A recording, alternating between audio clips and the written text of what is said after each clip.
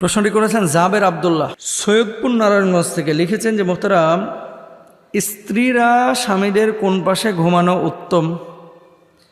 বাচ্চা যদি ছোট থাকে, মানে দুধের বাচ্চা যে দুধ পান করে, সেই বাচ্চাকে কি মাঝে নিয়ে ঘুমাতে হবে নাকি সাইডে নিয়ে ঘুমাতে হবে?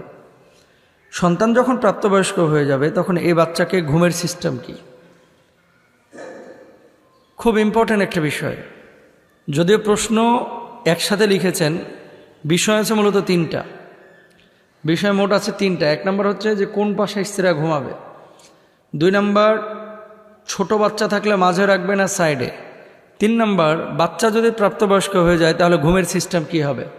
অনেক সময় বাপ মা এত আদুরে করে সন্তান সন্ততি লালন পালন করেন, ছেলের বয়স 12 বছর, বাপ মা শুয়ে আছে এখানেও ছেলেকে নিয়ে ঘুমায়।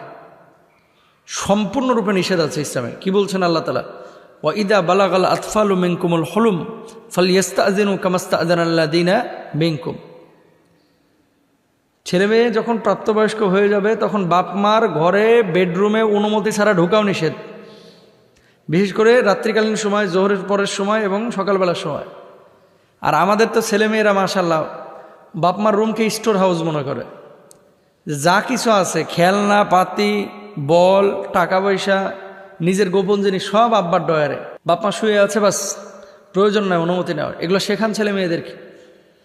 অনুমতি ছাড়া কোনো সন্তান বাপ মার বেডরুমে ঢুকবেন না, বিশেষ করে যখন তারা বিশ্রামে থাকে বা শুয়ে থাকে। এটা হারাম আপনার জন্য। এবং বাপ মার উচিত, ছেলে মেয়ে তো বোঝে না, কিন্তু আপনার তো বোঝানো দরকার, আপনিও জানেন না, এটা নিষেধাজ্ঞা আছে। এবার আসেন, বউ আপনার কোন পাশে ঘুমাবে। এখন বউ যেখানে স্বাচ্ছন্দ্য বোধ করে সেখানে ঘুমানো জায়েজ আছে। বউ যদি আপনার ডান পাশে ঘুমাইতে পছন্দ করে, ঘুমাইতে পারে। এসি ফ্রন্টে আছে, এখানে ঘুমাইতে চাচ্ছে, জায়েজ আছে। ফ্যানের নিচে বউ ঘুমাইতে চায়, জায়েজ আছে। এখন আপনি বলবেন ডান কাতে ঘুমানো তো সুন্নাত, রাসূল সাল্লাল্লাহু আলাইহি সাল্লাম বলেছেন, তো আমি আমার স্ত্রীর ডান পাশে ঘুমাইতে পারবো কিনা? তো আপনার স্ত্রীও তো বলতে পারে যে আমি আমার স্বামীর ডান কাতে ঘুমাইতে পারবো কিনা। আসলে ইসলামী শরিয়া এটার কোনো বিধি নিষেধ নাই। ইসলামী শরিয়া যে দিক নির্দেশনা দেয় সেটা হচ্ছে, ইদা আতাইতা মাদাজাকা ফাতাওয়াদ্দা উযুআকা লিস-সালাহ সুম্মা ইসতাজি' আলা শিক্কিকাল আইমান। তুমি বিছানায় যখন যাবে তখন নামাজের মতো অজু করবে অথবা ডান কাত হয়ে ঘুমিয়ে যাবে। এটা হচ্ছে মূল কথা। এখন স্ত্রী ডান পাশে ঘুমাবে না বাম পাশে ঘুমাবে, এটা আসলে একান্ত আপনার ব্যক্তিগত ব্যাপার। এটা নিয়ে রাসূল সাল্লাল্লাহু আলাইহি ওয়াসাল্লাম ডিরেক্ট কোনো কথা বলেন নাই যে বউদেরকে ডান কাতেই রাখতে হবে, কি বউদেরকে জানলার ধারেই রাখতে হবে, বউদেরকে ফ্যানের নিচে রাখতে হবে, কি বউদেরকে এসির নিচে রাখতে হবে। এটা জরুরি না। তবে হ্যাঁ, অনেক সময় মানুষের কিছু বদ অভ্যাস থাকে। নিজের পরনের জামা কাপড় ঠিক থাকে না, অনেক সময় বিছানা থেকে পড়ে যাওয়ার সম্ভাবনা থাকে। অনেক সময় আমার মা বোনেরা বুকে গহনা রাখে, কানের মধ্যে ঋণ রাখে। গ্রাম অঞ্চলে যেটা হতো আগে, ছিচকে চোর ছিল কিছু, এই যে জানলা দিয়ে হাত ঢুকে মেয়েদের কান থেকে এই কানের দুল ছিঁড়ে নিয়ে চলে যেত, বুকের হাড় ছিঁড়ে নিয়ে চলে যেত।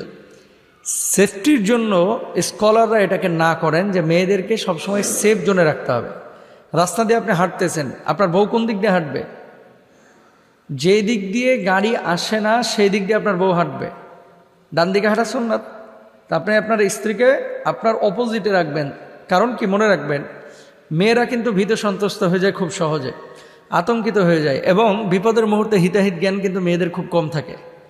এই জন্য স্বামীরা থাকবে সবসময় বিপদের বর্ডারে।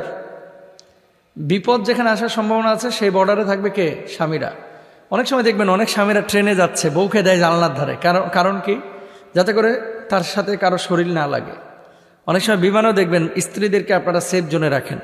তো এটা আসলেই উচিত, এবং এটা রাসূল সাল্লাল্লাহু আলাইহি ওয়াসাল্লামের সুন্নাহ যে মেয়েদেরকে নিরাপত্তা দেওয়া। এরাই তো হচ্ছে আদর্শ স্বামী। 3 নাম্বার, ছোট বাচ্চা যদি থাকে, দুধের বাচ্চা, দেখেন বাচ্চারা কিন্তু অনেক সময় ভয় পায়। আপনি সাময়িকভাবে একটু ভালো থাকার জন্য বাচ্চাটাকে যদি আলাদা করে রেখে দেন, এই দুধের বাচ্চাটাকে, রাত্রিকালীন সময়ে কাপড়ের সাথে নাক লেগে তার নিঃশ্বাস আটকে যেতে পারে, অথবা কোনো বিপদ ঘটতে পারে। এই জন্য উচিত হচ্ছে তাকে সাইডে অথবা মাঝে নিয়ে ঘুমানো, যাতে করে আপনি টেক কেয়ার করতে পারেন। তবে ইসলামী শরিয়ায় কোনো বিধি নিষেধ নাই। সেফটির জন্য আপনি যে কোনো জায়গায় যে কোনো পাশে আপনি রাখতে পারেন। তবে কিছু বাচ্চা অনেক নড়াচড়া করে, দাম্পত্য জীবনে অনেক সময় ইফেক্ট ফেলে, প্রভাব ফেলে এই ধরনের বাচ্চাগুলো। এসব ক্ষেত্রে আমাদের খেয়াল করা উচিত যে বাচ্চা কাচ্চাগুলো যেন ডিস্টার্ব না করে, বাচ্চা কাচ্চাগুলো যাতে করে দাম্পত্য জীবনে কোনো প্রভাব না ফেলে। অনেক সময় ছোট বাচ্চা যখন হয় দাম্পত্য জীবনে অনেক ইফেক্ট পড়ে বা প্রভাব পড়ে। কেন পড়ে? কারণটা হচ্ছে এই বাচ্চাটার পেছনে মা পরিশ্রম করতে করতে তার অধিকাংশ সময় চলে যায়।